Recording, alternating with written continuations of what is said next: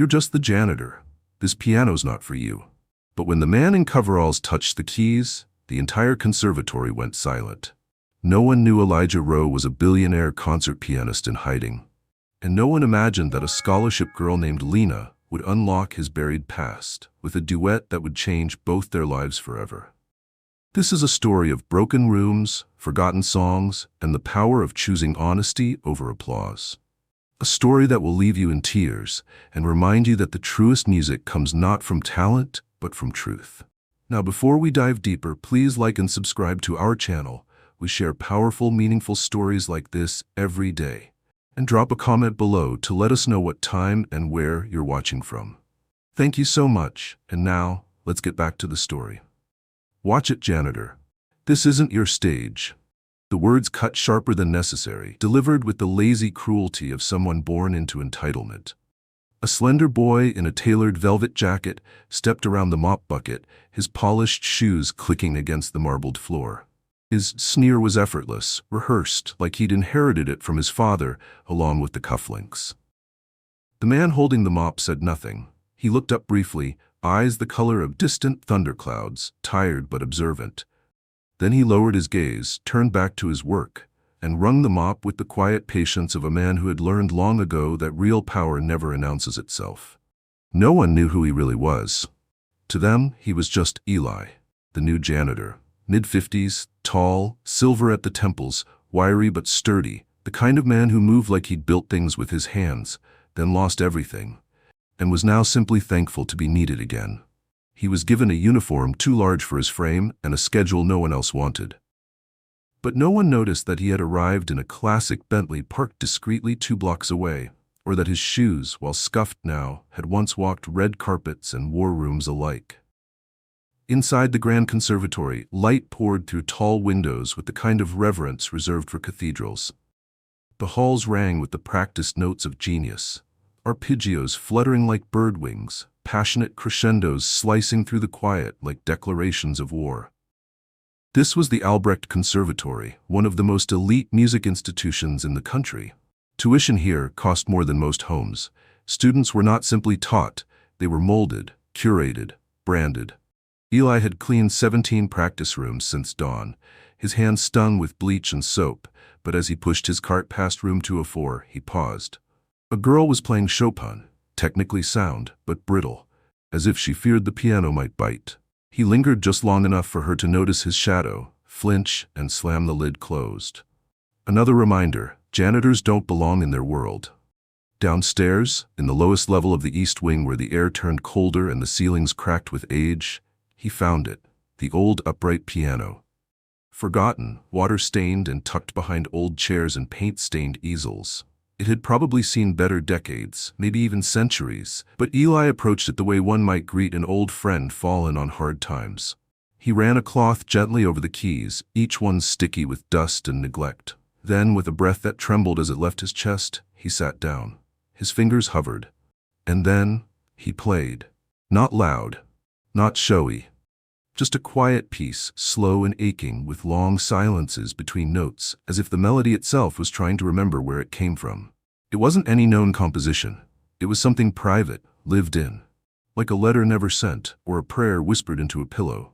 The sound drifted upward like smoke through floorboards, brushing past oblivious students and exhausted faculty too consumed by deadlines and competitions to notice anything outside their own ambitions. Except one person did. Lena Thomas had come early to escape the others. At 17, she was the youngest pianist admitted this year, a scholarship student from Chicago's South Side. While the others had parents with trust funds and foundation names on marble walls, Lena had a mother who cleaned offices and a baby brother who called her mama when the nights got too hard. She had slipped away to clear her mind before Professor Langston's composition workshop, one of the most feared sessions in the building. She wasn't ready. Her piece still felt fake, like someone else's hands were guiding hers. Then she heard it. That sound, that feeling. Music, not just performed but bled. She followed the notes like they were breadcrumbs. Down the stairwell, past the supply closet, into the basement. But when she opened the door, the piano stopped. The room was empty, except for stacked chairs and that piano, dusty and still. No one was seated there. She squinted. For a moment she thought she saw movement behind a curtain of old theater backdrops, but when she pushed them aside, there was nothing. Only silence and the faintest smell of lemon cleaner. She didn't tell anyone. Later that morning, Eli was in the atrium cleaning gum off a sculpted marble bench when he overheard Langston again. "You play like a subway performer," Langston barked. "Where's the discipline, Lena? Music isn't about feeling, it's about structure. Math in motion. You don't get to rewrite it because you feel something." Lena stared at the floor, humiliated. Langston turned on his heel and left. Eli continued sweeping, slow and methodical, until Lena passed him. She looked like she might cry. "You didn't play it wrong," he murmured without looking up. She stopped. "What?" He didn't explain, just nodded toward her folded sheet music. "You just didn't let it breathe. You're playing it like you owe it something. Try opening the third phrase with your left pedal half depressed. Give it weight. Let it ache a little." She blinked. "You play?" He gave a half smile. "Used to." Before she could ask more, another student walked by and gave them both a curious glance. She quickly nodded and walked off. Eli returned to scrubbing a smudge on the glass. That night she returned to the basement. The piano was still there, and this time so was he. Eli looked at her, then back to the keys. "You weren't supposed to hear that." "I wasn't supposed to hear most things in this place," she said quietly, "but I did, and I came back." He motioned for her to sit beside him. She did. "Try your piece," he said. Her hands trembled slightly as she began. The room was cold. Her fingers stumbled in places. She looked to him in panic, but he didn't scold. He simply reached over gently, placed a finger on one note, and said, "Here, let it linger." Together, they played through the piece. He didn't give instructions. He told stories. Think of this section like standing on a train platform in the rain, waiting for someone who said they'd come back. Here, the note should sound like regret, like the apology you never gave. It was the first time the piece made sense to her. By the end, she sat breathless. He closed the lid quietly, as if putting something sacred back in its box. "I don't want to get you in trouble," she whispered. "You won't," he replied. "But why are you helping me?" He shrugged. "Maybe I see something in you that others forgot to look for." Then he stood, rolled his sleeves down, and disappeared behind the stacked chairs like smoke retreating into the shadows. Upstairs, the world spun as usual. Master classes, performance reviews, donation galas with foie gras and fake smiles. Downstairs, in the quiet echo of dust and memory, a janitor had just passed along something that felt like truth. But no one knew yet. Not Lena, not Langston, not the other students, and certainly not the crowd that, just a few nights from now, would rise to their feet in a standing ovation with tears in their eyes, never suspecting that the man who made them feel again had been silently cleaning their floors the whole time. The next morning began with the sharp chill of December pressing through the cracks of old glass, icing over ambition. Outside, students pulled on wool coats and designer scarves, each determined not to be late for Professor Langston's masterclass, an unspoken crucible of prestige. Inside, Eli pushed his cart down a corridor, painted with fading portraits of composers long since dead, their solemn eyes watching like quiet judges of time. The sunlight hadn't reached the East Wing basement in years. The walls down there wept with condensation and memory. Eli walked the path alone, pushing aside old recital posters, curled at the edges, past forgotten instruments and benches, stacked like relics of another era. He reached the upright piano, the same keys still stuck when pressed too hard. The wood still smelled of neglect and something faintly floral. Rose oil, maybe, from a pianist long gone. He didn't sit yet. Instead, he found something peculiar wedged beneath the front leg, a crumpled sheet of paper. The top corner had a coffee stain, and the ink had faded at the edges. But he knew that composition. Even before unfolding it, he knew. Nocturne in Amber, his piece. 32 years ago, he'd written it in the back of a London townhouse after his wife had left him for the last time. Not in anger, not even in grief, but in that quiet, surrendering way people do when love has been replaced by absence too long to measure. It wasn't a breakup, it was an evaporation, and the music had been the only part of him left untouched. Someone had tried to play it. He could see faint pencil markings beside the bars, hesitations, corrections, A student had found it and discarded it, perhaps unsure if it was worth keeping. His throat tightened. Upstairs the day stirred. Lena arrived early, again. Her eyes darted as she moved through the atrium. She wasn't supposed to be there. Not at this hour. Not walking past staff doors, not down janitor corridors. But she moved with the breathless defiance of someone who had already paid her dues, even if no one had noticed yet. When she entered the basement, she found Eli seated already, the crumpled sheet beside him. "Is that yours?" she asked. He nodded slowly. "It was." She sat without asking. "I tried to play it," she admitted. "Got scared after the first page. It felt too honest." He looked at her. "Music doesn't ask for permission, it just asks if you're willing to be honest back." Their eyes met. Then she reached out and placed her fingers on the keys. She tried the opening phrase, trembling, hesitant. "No," he said softly. "Not like it's a recital, like it's a confession." She started again. Slower. This time, the room began to shift.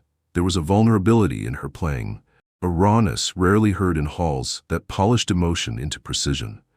She reached the second page and faltered. He picked up from there, filling the silence with his voice through the piano. Together, they wove the melody. It was heartbreak, yes, but also memory, nostalgia, a time you can't return to but still revisit through the cracks in your own silence. When they finished, neither of them moved. Then she whispered, "Why are you hiding down here?" The question didn't accuse, it reached. Eli leaned back. "I'm not hiding, I'm listening." "To what?" "To who people become when no one's watching." She looked at him like trying to solve a riddle. "Do you ever wish you were still out there?" she asked. "Not just mopping floors and hiding behind curtains?" Eli smiled faintly. "Sometimes, when I hear a note I forgot I ever wrote." She laughed quietly. "This school, it'll break you if you don't come in already knowing who you are." "You know who you are?" She paused. "I think I do. But they keep trying to edit me." "Then don't let them hold the pen." That night, Lena returned to her dorm late. She didn't tell anyone what she'd done. Not her roommate, who was too consumed by her Brahms etude to care. Not her instructor, who would have dismissed her curiosity as misplaced. And not her mother, who'd only worry that she wasn't studying the real music they wanted. But when she lay in bed, staring at the water stain on the ceiling, she felt something she hadn't in weeks. Her fingers itched. They wanted to play, not perform, just play. The next morning, chaos. Eli had been seen by one of the maintenance supervisors sitting at the piano the night before, fingers mid-flight. The man had stormed in mid-phrase and barked, "You think this is a lounge act? You're here to mop, not put on shows." Eli stood up calmly. "Just checking if the keys still worked." "You're not paid to check the keys," the supervisor spat. "Next time I find you on one, I'm writing it up. Got it?" Eli nodded. No argument, no defense, but the moment was noted. Whispers started. A student claimed they saw him sketching musical notes on a napkin while wiping tables. Another said she heard him humming Rachmaninoff with perfect pitch. And Lena kept her silence. But something had shifted behind her eyes. In Professor Langston's workshop that week, she presented a new piece, her own. Langston raised an eyebrow before she began.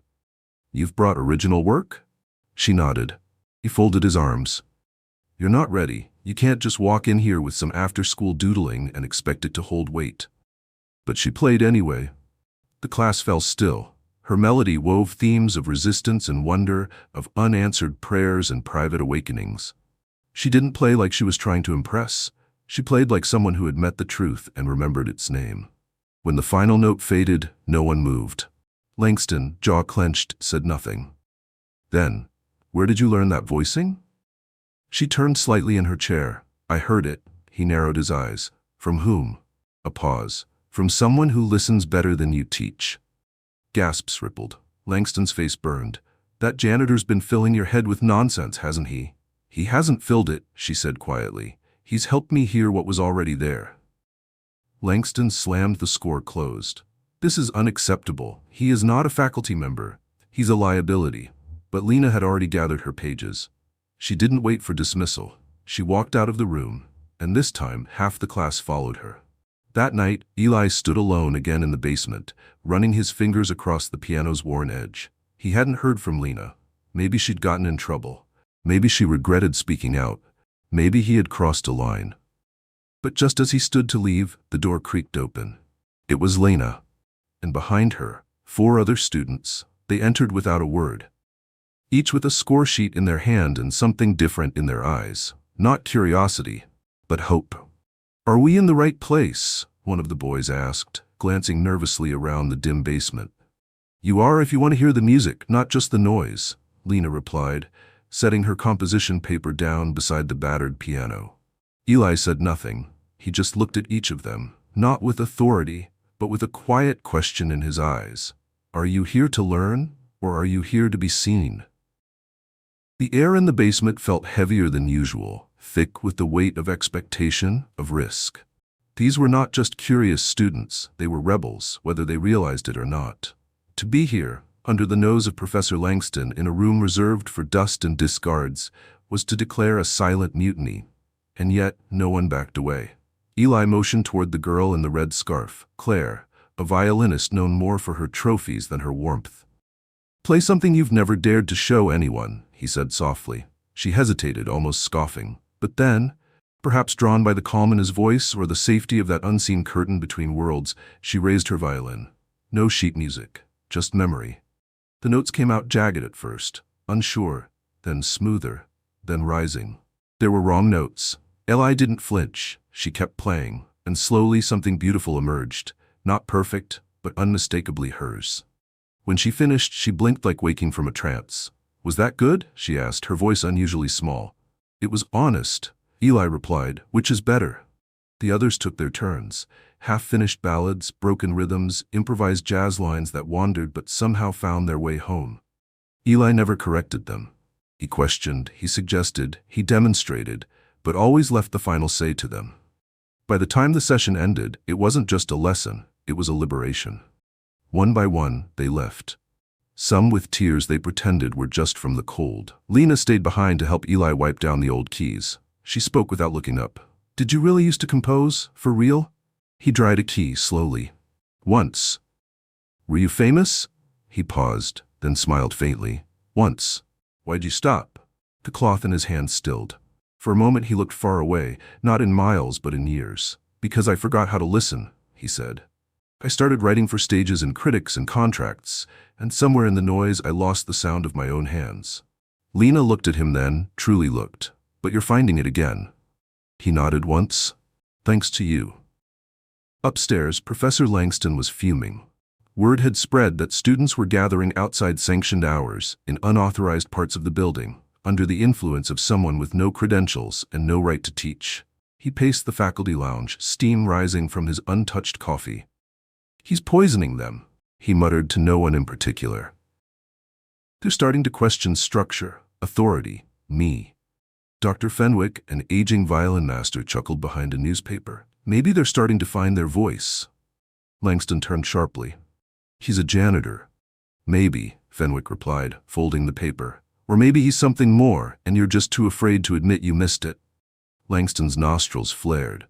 "If the board hears about this, it'll ruin the school's reputation." Fenwick raised an eyebrow. "Or it might save it." That evening, as snow began to fall outside the stained glass windows of the main auditorium, Lena slipped into the recital hall. It was empty. The lights dimmed. She sat at the Steinway on stage and placed her fingers on the keys. She didn't press them. She just breathed. From the shadows, Eli watched. She began to play, not the competition piece she was supposed to practice, not the school's required recital set. She played his piece, Nocturne in Amber. She'd memorized it. Every note, every hesitation. Her interpretation was gentler than his, sweeter. It ached less but yearned more. It was no longer his piece, it was hers now. And when she reached the final, suspended note, the one that hangs in the air like a question, she let it linger for what felt like forever. Then released it. Eli stepped forward. She turned. "I thought you might come," she said. He smiled. "You made it yours." "I had to." "Why?" "Because I'm playing it at the winter recital." Eli froze. "You'll get disqualified." "Then let them," she said. "Langston won't just be angry. He'll humiliate you." "He already tried." He nodded slowly, then sat beside her. Together they played it again and again, the same song, each time new. 2 nights before the recital, Lena's mother called. "Sweetheart, you okay? You've been quiet." "I'm okay," she said. "Just nervous." "Nervous is good," her mother replied. "Means you care. but don't let them scare you out of showing them who you are. I'm going to play a piece they didn't approve. There was silence on the line. Then play it like your life depends on it. The night of the recital arrived like a final breath before a plunge. The auditorium glittered with chandeliers and ambition, parents in tailored suits, donors with wine glasses full of judgment, and Langston, seated front and center, eyes already narrowed. Each student played well, some flawlessly, but the applause, while polite, felt mechanical. Then Lena stepped onto the stage, no fanfare, no confident stride, just Lena, braids pulled back, hands trembling. She sat. Eli was not in the crowd. He was backstage, behind a curtain, leaning against a wall, unseen. Lena looked at the keys. The silence stretched, then she began. The opening chords of Nocturne in Amber flowed out like silk unraveling from a wound. At first, there was confusion. Langston's eyes darted to the program. This piece wasn't listed. He leaned forward, livid. But he didn't move, no one did, because something was happening. By the second page, the room had changed. Breath held, phones lowered, tears welled. When the final chord faded, you could hear a cough in the back row, a button snap. The tension hung there, fragile and holy. Then, applause, not polite, not obligatory, a wave, a rising roar. Some stood, others wept. Langston remained seated, face stone, and backstage Eli closed his eyes. He did not smile, he just breathed, because the sound of her hands had brought his back to life. Langston stood before the boardroom window the next morning, his back to the table, fists locked behind him like a general awaiting reinforcements. Outside, the snow had softened the academy's rigid lines, cloaking the rooftop spires in a silent hush. But inside, tension gathered like thunderclouds. I won't tolerate this, he said flatly. A student defying protocol is one thing, but she didn't learn that piece on her own. He turned, eyes sharp. Someone taught her, and we all know who. Silence lingered like frost between them. Dr. Fenwick tapped his pen against the mahogany. You're accusing a janitor of instructing our students? Langston sneered. I'm accusing an impostor of infiltrating this institution and dismantling decades of structure.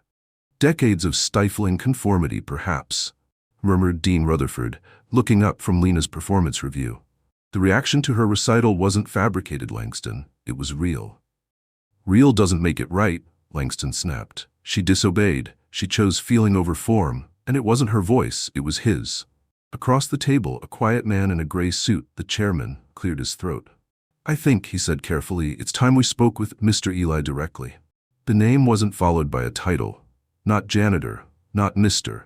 Just Eli, as though the mask had already begun to slip. That afternoon, while the students rehearsed for the conservatory's upcoming donor gala, Eli was summoned. He didn't come in uniform. He wore a pressed button-down shirt beneath a navy wool coat. His shoes were polished, his posture upright. And when he entered the boardroom, he carried none of the awkwardness of a man out of place. In fact, he seemed to know precisely where he stood. Langston straightened, already launching into his accusation. This man has violated every policy of the conservatory, unauthorized instruction, unsanctioned use of instruments, and undermining certified faculty. Enough, the chairman said gently, lifting a hand. Eli nodded politely at each face around the table, but his gaze didn't linger. Only when he looked at the chairman did something shift. An unspoken recognition passed between them. Mr. Eli, the chairman said, we understand you've spent the last 4 months employed here in a custodial capacity. I have, Eli said calmly, and you've interacted with students during off hours. I have, he said again. You've played the piano? Eli nodded once, and coached them through pieces not listed in our curriculum? I didn't coach, Eli replied. I listened, and occasionally I suggested. Langston scoffed. He rewrote the recital. Eli turned to him, expression unreadable. No, she did. Langston's jaw clenched, but the chairman raised a hand once more. Mr. Ely, he leaned forward now, lacing his fingers.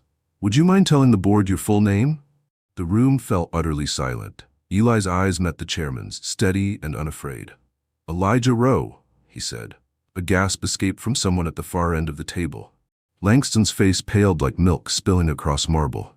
Dr. Fenwick sat back slowly in his chair, blinking. The Elijah Rowe? He asked, voice thinner now. Founder of the Rowe Linfield Foundation? The pianist who vanished after the European tour. Eli offered a small nod. One and the same. No one spoke. Not for a long moment. I didn't vanish, he added softly. I simply left before the music left me. The chairman sighed. Why come back this way? Why not announce yourself? Because if I walked in with a title, Eli said, his voice low, I'd only see what people wanted me to see. Deference, applause, pretense. But by pushing a mop bucket, I saw who was invisible here, who mattered, and who was being silenced. He turned his gaze directly to Langston. I saw a girl being told her sound wasn't valid. I saw others mocked for emotion, and I saw a faculty that had confused technique with truth. Langston stammered. This is manipulation. No, Eli cut in. His voice didn't rise, but it filled the room. This is accountability. The board sat in stunned stillness. Eli stepped back. If you wish me gone, I'll leave. But know this, I came not to dismantle the conservatory, but to revive it, to remind it why it exists, not for glory, not for competition, but for the music. With that, he bowed his head lightly and turned to leave. But just before he exited, the chairman spoke once more. Mr. Rowe? Eli paused. I believe we'd like you to stay. Not as a janitor, but as a mentor. Eli turned slightly, expression unreadable.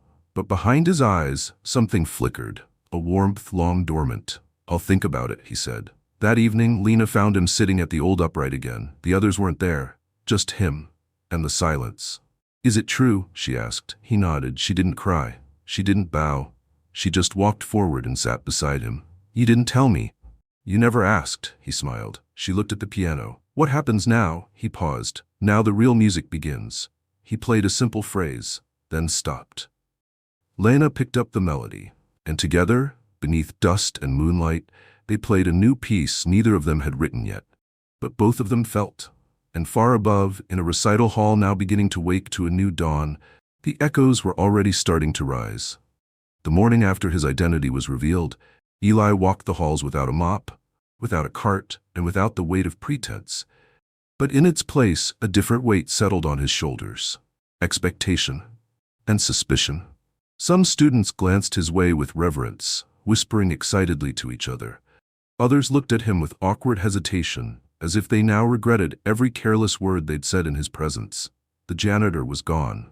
A legend had taken his place, and that, somehow, made him less real to them. Only Lena greeted him the same way. She met him by the side entrance of the East Wing that afternoon, carrying a stack of sheet music under her arm and a familiar spark in her eye. They assigned me a private coach for the gala, she said. Eli arched a brow. Not me?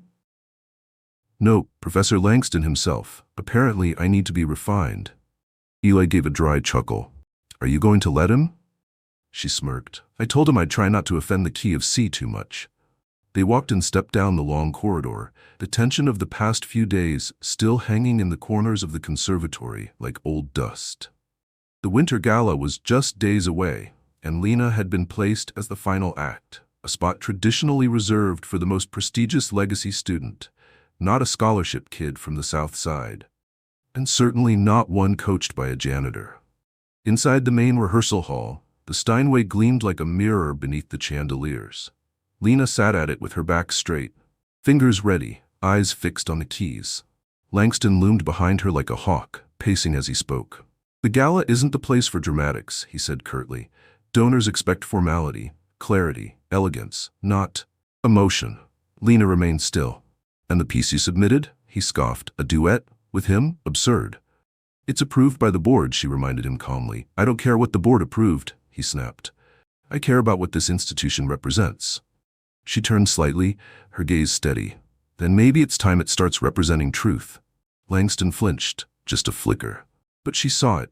He stepped back, lips pressed thin. Play it. She did. The opening bars were simple, elegant, built on Eli's original melody but rearranged into something uniquely hers. A piece called Inheritance. Not in the monetary sense, but in the way that stories, pain, and courage are passed down, note by note, word by word, life by life. Langston said nothing when she finished. He left the room without applause, without even a nod. But Lena didn't need it anymore. Later that night, Eli returned to the old basement piano, not to play, but to reflect. The instrument had become a kind of sanctuary, a vessel that carried his past and her future, anchored in the echo of a few broken strings and chipped ivories. He was startled when he saw someone already there. Not Lena. The chairman. I used to sneak in here as a student, the man said, gesturing at the forgotten room. When no one was looking, I'd play the cello badly just to feel the notes vibrate against my chest. Reminded me I was still alive. Eli nodded, hands in his pockets. We forget, don't we, what music really is. It isn't a competition. It's a confession, the chairman said. That's what you said once back in your interview with the Paris Conservatory. I never forgot it. Eli looked over, surprised. I've followed your career for decades, the chairman said, and I always wondered why you walked away. Eli's voice was quieter now. Because the applause got louder than the notes, I stopped recognizing what I was hearing, even from myself. And now, Eli stared at the piano. Now I've heard something real again. The chairman hesitated. Langston wants you removed. Eli didn't flinch. Of course he does, but the board wants you to stay. Eli turned. In what role? As a mentor, for students who don't fit the mold, for the ones who've almost forgotten their own sound. Eli was silent. The chairman added gently, This place needs you, Elijah. Not the celebrity. The soul. Eli looked down at the piano. Then we start here, with the broken one. The day of the gala arrived beneath gray skies and biting wind. Inside, the conservatory sparkled. The atrium had been transformed into a winter wonderland of candlelight, snowflake decor, and the dull hum of wealthy conversation. Alumni arrived in black tie elegance. Donors clinked champagne glasses. Photographers drifted like ghosts, snapping candid smiles and polished handshakes. Backstage, Lena adjusted her dress, deep blue, simple, elegant. She stared at her reflection in the dressing room mirror. Her hands trembled slightly. Eli walked in, holding something wrapped in a velvet cloth. A gift, he said quietly. She opened it. A metronome. Old, worn, the brass dial dulled by time. It was hers, he said. My wife's. She kept it even after she stopped playing. Said it reminded her that time could still be beautiful. Lena clutched it to her chest, emotion brimming in her eyes. Thank you, she whispered. He nodded. Play from that place, the one only you can find. When the MC announced her name, a hush fell across the grand hall. No one expected her to be chosen for the closing act. Some leaned forward in curiosity, others in quiet judgment. Lena stepped onto the stage. Then Eli followed her. A murmur swept through the crowd. Langston sat in the front row, arms folded, mouth a thin line of fury. The lights dimmed, and they began. The opening notes were delicate, barely above a whisper. Eli played the bass structure, a heartbeat in rhythm, grounding the piece. Lena wove the melody, rising and falling like memory drifting through time. Then their hands crossed, her left overtaking his right. He backed off slightly. She led. Then he returned. They danced across the keys. The room dissolved. All the gowns, the tuxedos, the murmurs of society, they faded into breath and sound and silence. By the final phrase, tears glistened in the eyes of more than one donor. Lena finished alone, a single note held longer than necessary. Then she lifted her hands. Stillness. Then applause. Erupting. Thunderous. Langston stood not to clap, but to leave. But the board blocked his path. The chairman walked onto the stage with a mic. Ladies and gentlemen, he said, tonight you witnessed not only the talent of our finest student, but the return of one of the greatest artists this conservatory has ever known. He turned to Eli. Elijah Rowe has agreed to stay with us, not as a janitor, but as the soul of this institution moving forward. Eli stepped back, humbled. Lena squeezed his hand, and in that moment, surrounded by strangers who now saw him clearly for the first time, he realized something. He had never really left. He had only paused. And now, the music was playing again. Snow had started falling by the time the gala emptied. One by one, black cars arrived at the front steps like loyal hounds, whisking away donors, trustees, and faculty into the silver hush of winter night. But deep inside the conservatory, beneath the polished floors and emptied champagne flutes, Lena sat at the grand piano alone, running her fingers over the keys in silence, not playing, just feeling. The applause still echoed faintly in her ears, like the residue of a dream too good to believe. Her dress was wrinkled now, her shoes off. The crowd was gone, but something bigger remained. Eli stepped into the room without speaking, a folded coat under his arm. You stayed, she said softly. I always stay. She smiled faintly, not turning around. Do you think they really heard it? They did, he said. Some didn't know why they were crying, but they cried anyway. That's the music doing its work. She turned to look at him, her eyes searching. You weren't just teaching me how to play, were you? He paused, then moved closer. No. What was it then? He came around the bench and sat beside her. I was teaching you how not to disappear. The words sat heavy in the air, like a secret finally spoken aloud. Lena's shoulders softened, her voice barely above a whisper. I've spent my whole life trying to be acceptable in rooms I wasn't invited to. Eli nodded. And now? I want to build the room myself. Outside, wind swept the courtyard in circular breaths, scattering brittle leaves and fresh snow like music pages in the air. Somewhere in the faculty wing, Langston's office door slammed. His name had already begun fading, on lips, on emails, on the silver placard that once gleamed on his door. Change had come, but it hadn't come quietly. The following week, Eli officially took on his new role, not with ceremony, but with presence. The conservatory didn't host a press conference. He didn't write a memoir. Instead, he kept sweeping the halls, now without the mop, just walking, watching. He visited classes unannounced, not to lecture, but to observe, to ask questions no one had ever dared ask before. What's the part of the music that scares you? Which note do you love the most? Where in your piece are you hiding? The students at first weren't sure what to make of him. Was he a teacher, a legend, a ghost? But slowly, like petals turning toward light, they opened. One day he found Claire, the violinist, crying in the storage closet. She wiped her eyes quickly. Sorry, I just froze during rehearsal. Again. He didn't ask what happened. He sat on the floor beside her. Want to know what I did when I choked in Berlin? Her eyes widened. You choked? I broke the bench, he said with a small grin.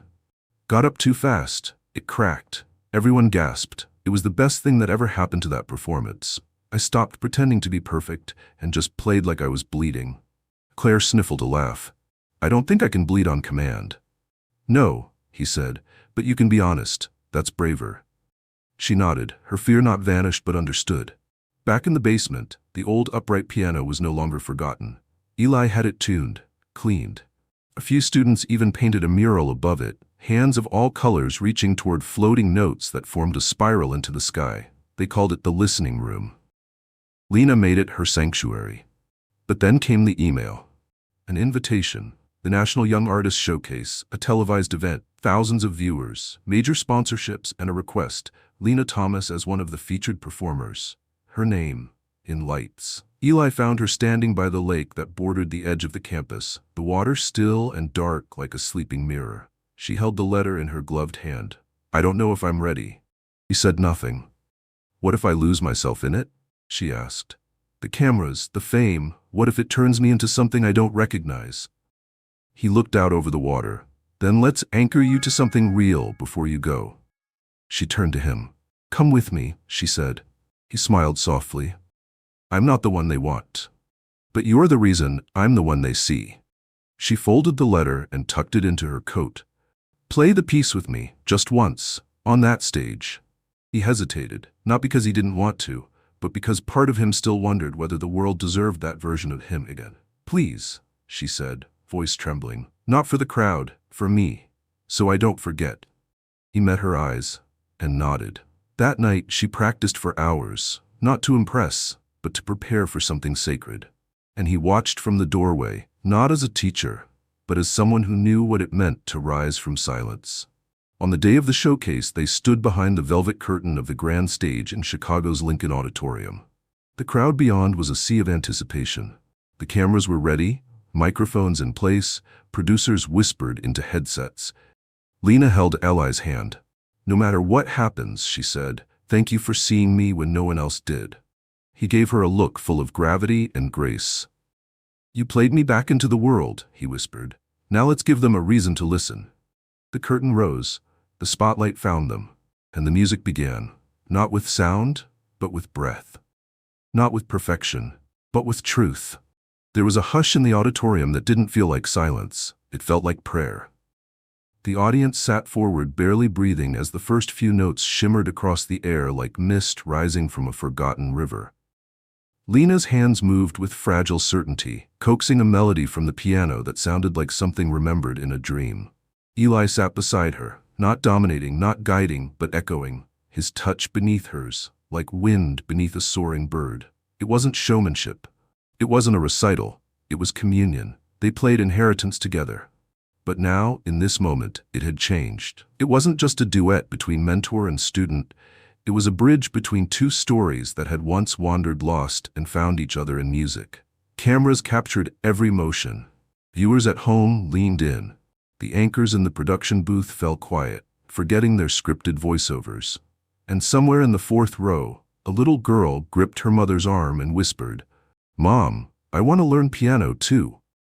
By the time the final note trembled into the air and disappeared, no one moved. Lena's fingers hovered above the keys, and Eli lowered his hands gently as if setting down something sacred. Then the applause broke like a wave. Not polite, not impressed, but emotional, raw, thunderous, rising from the depths of something unnameable. Tears flowed, hands clapped until they stung. Some people stood, others simply pressed their palms to their chests. Lena blinked, dazed, as if waking from something ancient. Eli looked out at the crowd and for the first time in years, didn't feel like a ghost in his own story. Backstage, producers rushed toward them, full of praise and offers. Invitations to exclusive events, potential recording contracts, interviews. But Lena barely heard them. She gripped Eli's hand and pulled him out the side door into the cold Chicago night, where the city lights shimmered off the snow like applause in a language only the heart could understand. They stood beneath a street lamp, breath visible in the air. "That felt different," Lena whispered. Eli nodded, because it was. She looked up at him, her voice shaking. "Do you think I'm ready for this world now?" His gaze softened, full of something like pride and mourning all at once. "You're ready," he said, "but promise me one thing. Anything. When it gets loud, and it will, when the cameras come too close and the noise of their opinions drowns out the music, come back to the sound of your own hands." She nodded, the words sinking into her like seeds. "And what about you?" He exhaled, a cloud of breath drifting toward the dark sky. I think I'm finally ready to finish the piece I started all those years ago." She tilted her head. "Nocturne in Amber?" He shook his head gently. "The one after that. The one I never had the courage to write." Her eyes lit up. "What will you call it?" He smiled slowly, the answer already etched into the folds of his soul. "The room she left behind." Lena touched his sleeve, a gesture as soft as a page turning. "Then let me help you write it." The next morning, they returned to the conservatory. The snow had melted in patches along the courtyard. Students stood around the mural above the basement piano, where someone had added new colors overnight, hints of gold and violet rising in arcs above the hands. Inside the old room, Eli sat with a blank sheet of music paper and a pencil sharpened like hope. He started with a single note, then a rest, then another. Lena stood beside him, suggesting a phrase here, a hesitation there. It wasn't fast, it wasn't easy, but it was real. Word spread quickly that Elijah Rowe was composing again. But what surprised everyone most wasn't the comeback. It was that he was writing it with a student, that his next great piece would be a duet. Some critics scoffed, some questioned, but Eli didn't care. He'd already been to the mountaintop of fame. What mattered now was legacy. Not the kind etched into awards or marble plaques, but the kind carved into people. One afternoon, as they played a section of the new composition in the basement, they heard footsteps behind them. Langston. He stood at the doorway, thinner now, his face worn but not angry. Just quieter. "I listened to the broadcast," he said. Neither Eli nor Lena replied. Langston stepped inside the room. He looked at the piano, at the mural, at the dust that still clung to the corners despite the reverence the place now held. "I was wrong," he said finally. Lena looked at him, cautious but open. "I taught music like it was a wall, but you turned it into a window." Eli nodded. Not in forgiveness, not in judgment, just acknowledgement. Langston offered a single sheet of music. "This is something I started once, never finished. It's not much, but maybe it belongs here now." He turned to go. "Professor Langston," Lena said suddenly. He paused. "Would you like to play with us?" He hesitated, then returned. They didn't rehearse. They just played. 3 generations. 3 wounds. 3 voices searching for something beautiful. That night, Eli stayed late after everyone had gone. He sat at the upright piano in the basement, alone. Not as a janitor, not as a billionaire, just as a man. He looked at the bench beside him, empty now, but filled with everything. And then he began to play The Room She Left Behind. It began soft with absence, then longing, then memory. Then, finally, acceptance. And as his fingers released the last note into the empty room, he looked up, and for the first time in years, he wasn't playing in the dark. The conservatory awoke differently after that night, not louder, not busier, but deeper, as if something inside its bones had shifted. Whispers no longer sounded like gossip, but like reverence. Students lingered longer in practice rooms, not to perfect, but to understand. Professors taught with fewer corrections and more questions. The place had not been redesigned, it had been rediscovered. And in the quiet heart of that rediscovery sat Lena and Elijah, not as student and teacher, but as mirrors, each reflecting what the other had once lost. Their composition sessions became ritual, sometimes at dawn, with city light just beginning to stretch across the snow. Sometimes at dusk, when the halls above them went still. The basement piano had been tuned, its legs reinforced, and its bench sanded and painted by hand. It wasn't the best instrument in the building, but somehow it had become the most honest.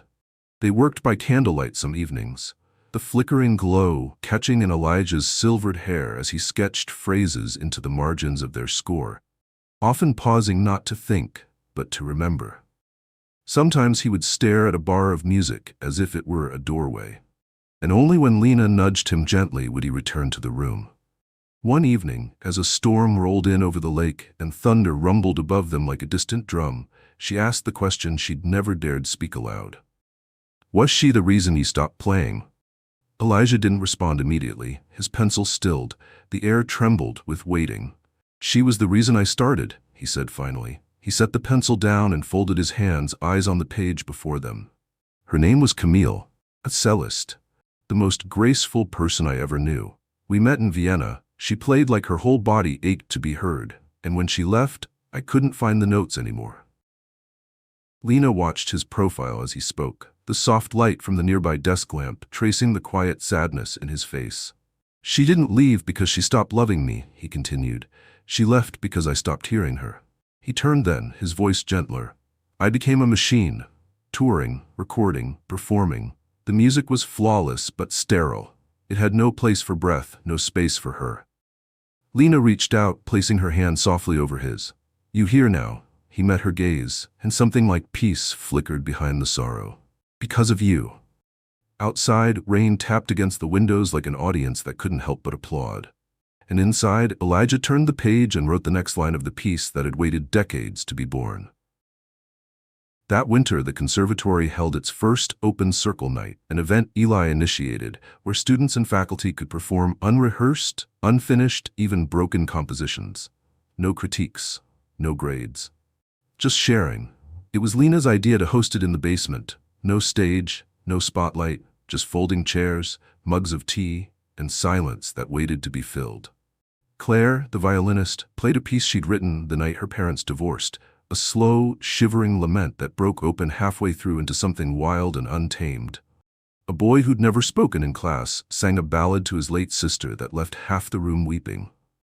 And a young girl from the horn section read aloud a letter she'd written to the piano she'd grown up with before it was sold. Lena didn't play that night. Neither did Elijah. They just sat in the back, listening, letting the music pass through them like wind through trees. And when the last note faded, when the chairs were folded and the teacups stacked, Elijah stood at the piano and placed both hands on the wood, eyes closed. You gave this place its voice back, he whispered, and the piano somehow felt warmer under his fingers. But outside the sanctuary of the conservatory, the world was growing louder. The young artist's showcase had gone viral. Clips of Lena and Elijah's duet had circled the globe. Invitations poured in, television interviews, award ceremonies, headlines that said things like, Billionaire Janitor discovers piano prodigy and Elijah Rowe's shocking return. Lena hated every one of them. They reduced everything they'd built to a headline. They made it about discovery, not recovery. Elijah seemed quieter again, not withdrawn, but wearied. He didn't like attention, not anymore. He preferred the shadows, the dusty corners, the real work. One afternoon, Lena found him sitting in the corner of the library, a newspaper folded beside him, his brow furrowed. What is it? She asked. He looked up, his smile slow and tired. They're offering to name the new conservatory wing after me. Her lips curved. Isn't that good? It feels like a gravestone. he said, then added softly, "And I'm not done living." Lena sat beside him. "Then say no." He nodded slowly, but his fingers drummed lightly against the table. An old habit, as if testing rhythms even in silence, she reached into her bag and pulled out a leather-bound folder, handing it to him. "What's this?" "An idea." Inside were notes, sketches, a proposal for a new program. The Listening Lab, a space where students of all levels, backgrounds, and disciplines could collaborate, experiment, fail, and most of all be heard. No rankings, no auditions, just sound and soul. He read in silence. By the time he closed the folder, something in his eyes had reignited. "I'd like to co-direct this with you," he said. Her breath caught. "Me? You know what it's supposed to feel like," he said. "That's rarer than talent." The next weeks passed in a blur of planning. The basement room was renovated, lightly, still intimate, still imperfect. But now, with better acoustics and warm lighting and shelves lined with journals and sheet music from students past and present. A black and white photo of Camille was placed above the piano, smiling forever mid-bow. When the Listening Lab opened, the first student to walk in wasn't a pianist or a composer. It was a girl from the cleaning staff. 17, quiet. She asked if she could just sit and listen. Elijah welcomed her in. Lena handed her a blank sheet of music paper. "Just write how the sound makes you feel," she said. And she did. Long after the room had emptied, Elijah lingered, reading the girl's paper. Just one sentence. "I didn't know I had something inside me worth listening to." He folded the page gently and tucked it into his coat pocket. Later that night, Elijah stood alone at the grand piano on the main stage. The room was dark, but not empty. He began to play The Room She Left Behind. And this time, it wasn't just for Camille. It was for everyone who had ever been unheard, unseen, unplayed. The music rose. Not perfect, not rehearsed, but real. And real was enough to bring the ghosts to peace. He played as if every note was a confession, as if his hands had waited years to unearth the ache carved beneath his ribs. The room she left behind was not grand. It was not built on virtuosity or technical marvel. It was fragile, a prayer wrapped in memory. A room filled with echoes that had finally found their way back home. Each chord unfurled with patience. There were no flourishes, no flourished endings, only pauses, delicate, reverent pauses that allowed the pain to breathe. The melody shifted between minor and major, like a voice that had lived through grief but remembered love. And in that sacred quiet, Elijah played not just for Camille, but for every room he'd walked into and left before the music could finish. For every silence he'd mistaken as safety. When the final note settled, he didn't lift his hands. He let them rest on the keys, like he was holding someone's hand across time. Only when he exhaled did he notice the tears on his cheeks. He hadn't felt them fall. There was no audience, no applause, just the hollow, holy stillness of completion. And somewhere beyond the stage lights, footsteps. Lena stepped into view from the side aisle. She didn't speak. She didn't need to. Her presence was enough. She came and sat beside him at the bench, her eyes red but shining. "It's finished," he whispered. She nodded. "It's perfect." "I didn't know I could finish it," he said. "You had to walk through the room to find the door," she replied gently. He turned to her then, a smile barely forming. "You're going to be better than me." "I already am," she said with a playful shrug, though her voice cracked just enough to make the joke ache. They both laughed quietly, then cried a little more. The next morning, the first print of The Room She Left Behind was bound and placed in the conservatory's archive library. Not under Elijah Rowe's solo catalog, but under a new section, Collaborative Works, Legacy Pieces. The composer line read, Elijah Rowe and Lena Thomas. Visitors came from all over to see the manuscript. Some expected something dramatic, bold annotations, sweeping notations, wild creative markings. What they found instead were clean lines, small pencil erasures, and occasional scrawled notes like, "Let this breathe," or "Listen here, not play." And one phrase circled in Lena's handwriting at the top of the third page, "Don't try to impress them.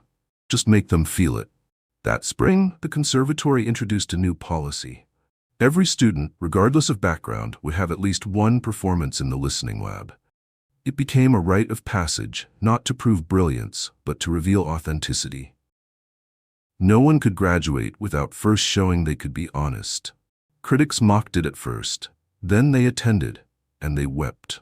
Elijah kept his new role quietly. He wasn't the headline anymore, and that suited him. He wandered the halls in his old janitor's coat, not because he had to, but because it reminded him of the humility that had saved his soul. Every so often, students would find him in the basement, tuning the piano by ear, humming to himself. One day, Lena brought someone unexpected into the lab. A woman in her 70s with white curls and arthritic fingers. She moved slowly, unsure, with a thin folder of sheet music held protectively to her chest. "This is my grandmother," Lena said. "She used to write music before she got married. She hasn't touched a piano in 40 years. Elijah stepped forward and gently offered her the bench. "No pressure," he said. "Just play what you remember." The woman sat. Her hands hovered above the keys like they weren't sure if they still belonged there. Then, with trembling fingers, she began to play. It was simple, wavering, but each note sounded like the reclaiming of time. When she finished, she looked up, eyes wet. "I didn't know I still had music inside me." "You didn't lose it," Elijah said softly. "It just waited for you." Lena smiled, brushing away a tear as she knelt beside her grandmother. Now the room's full again. Days passed, then weeks. Spring warmed the stone walls of the conservatory. Vines crept along the outer balconies and blossoms bloomed in the courtyard. Students rehearsed outside, laughter returned, and the building, once so defined by perfection, was now filled with permission to feel, to falter, to fly. On the morning of graduation, Lena stood at the podium in her cap and gown, addressing her class. Cameras flashed, parents held hands, the old auditorium was packed. She looked out at the crowd, then down at the page in front of her. But she didn't read from it. She closed it, folded it in half, and spoke. "There was a time," she began, "when I thought the goal of this place was to be the best, to play faster, to be louder, to be chosen, but I was wrong." She looked at Elijah in the front row. He nodded once, quietly. "This place taught me to listen, to the spaces between notes, to the silence behind sound, to people who were told their voices didn't matter. And because of that, I found mine." She held up a single page of music, the room she left behind. "This composition didn't just change my life, it saved it." She paused. "Today, we walk away with diplomas, but more than that, we walk away with the ability to hear ourselves and each other for the rest of our lives." The applause began in a slow wave, first a few claps, then more, then the whole auditorium stood. Elijah sat still, hand over his heart. For all the ovations he had ever received, this one, quiet, shared, honest, meant the most. That evening, the sun cast golden light over the conservatory steps as families took pictures and students said their goodbyes. Lena found Elijah by the piano in the listening lab, placing a fresh journal on the shelf. "You're not leaving yet, are you?" she asked. He smiled. "Not until the echoes stop." She handed him a small black notebook. "What's this?" "A gift for your next piece." He opened it. The first page read, "To the man who taught me how to play with my whole heart. Now it's your turn to write what's next." He closed the notebook, eyes glistening. "What will you do now?" he asked. Lena looked around the room, at the mural above the piano, at the worn bench, at the cracked key they never fixed. "I think I'll stay a little while longer. There's more to listen to." The sun dipped lower, and the piano, bathed in amber light, waited. Not for applause, but for another story. Another soul, ready to be heard. The listening lab never had a formal schedule. People came when their hearts were full, or when they were empty. Some arrived with finished pieces, others with nothing more than a breath and a hope. And somehow, in that little basement with its cracked tiles and soft lights, the music always found a way to meet them. Elijah came early every morning. He liked the quiet before the doors opened, before the room filled with voices and laughter and shyness. He'd sit at the old upright piano, restored now but still bearing the faint scar of its age, and run his fingers over the keys as if checking their pulse. One morning, he played a simple lullaby, one he never wrote down. Something soft and circular, meant only for that hour of stillness, meant only for those walls. Lena came in halfway through, her curls still damp from the rain outside. "You always come before the sun," she said. He shrugged with a crooked smile. "Habit. Or healing." She sat beside him, setting her backpack down, her fingers joining his instinctively. For a while they just played, improvising, wandering. No audience, no goal, just the comfort of being known in silence. Outside, the world was changing. The clip from the Young Artist Showcase had been archived in the National Library of the Arts. The room she left behind was now performed in conservatories around the world, often by two players, sitting on worn benches, leaning into each other, like memory and legacy. But Lena refused interviews now, and Elijah turned down every offer for a comeback tour. The spotlight had never interested him. It had only ever gotten in the way of the music. Instead, they focused on the Listening Initiative, a scholarship and mentorship program for underrepresented young musicians. Every student admitted was paired not with a teacher, but with a partner, someone who would learn with them, not simply teach. The first time the initiative welcomed a homeless girl who had never touched a real piano, Elijah wept. Not publicly, not with theatrics, but in the way only someone who'd once been invisible could understand. He saw himself in that child's awe, in the way she touched the piano like it might bite her, then laughed when it didn't. He stayed late with her for weeks, taught her how to listen, how to trust the silence. And the first time she played a piece of her own, he didn't correct a single note. He just clapped slowly and said, "That's your voice. Don't ever let the world rewrite it." One rainy afternoon, while cataloging old recordings for the conservatory archives, Lena came across a dusty box labeled Rowe, unreleased. She opened it slowly. Inside were dozens of tapes, raw sessions, unfinished pieces, sketches from decades ago. But one caught her eye. It was labeled in Camille's handwriting, "For the day you return to yourself." She brought it to Elijah that night.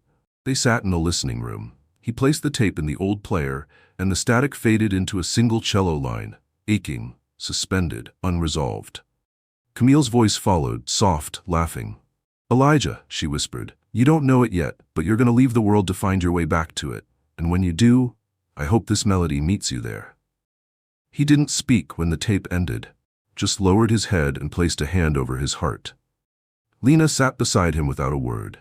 It wasn't sorrow anymore. It was gratitude for the time they had, for the music that remained. The next morning, Elijah stood in the atrium of the conservatory as first light poured through the stained glass ceiling. Students passed by, some waving, some nodding, some oblivious. But one little boy stopped in front of him, holding a sheet of music tightly. "Are you the man who fixed the broken piano?" Elijah bent down. "I suppose I am. My teacher said it was old and useless, but it made me feel something, so I wrote this for it." Elijah unfolded the page, scrawled notes, no time signature, no clear rhythm, just pure feeling. He smiled. "Come play it for me." They walked down the stairs together, hand in hand. The boy climbed up onto the bench, feet dangling, and began to play. It was messy, stubborn, beautiful. Elijah closed his eyes. That night, after the halls had emptied and the lights had dimmed, Lena found a note waiting for her on the piano bench, folded neatly, inked in Elijah's hand. "Lena, if you're reading this, I've gone somewhere quieter, but not gone, not really. Music never leaves us. It only changes key. Thank you for showing me that the story wasn't over, that broken rooms can hold whole hearts, that silence can still sing. You gave me my last song. Now go write yours. Let it be fierce, let it be flawed, let it be true. I'll be listening." She didn't cry, not right away. She just sat, folded the letter in half, and placed it inside the back of her journal. Then, with a trembling breath, she placed her hands on the keys of the piano that still smelled faintly of varnish and time. She began to play.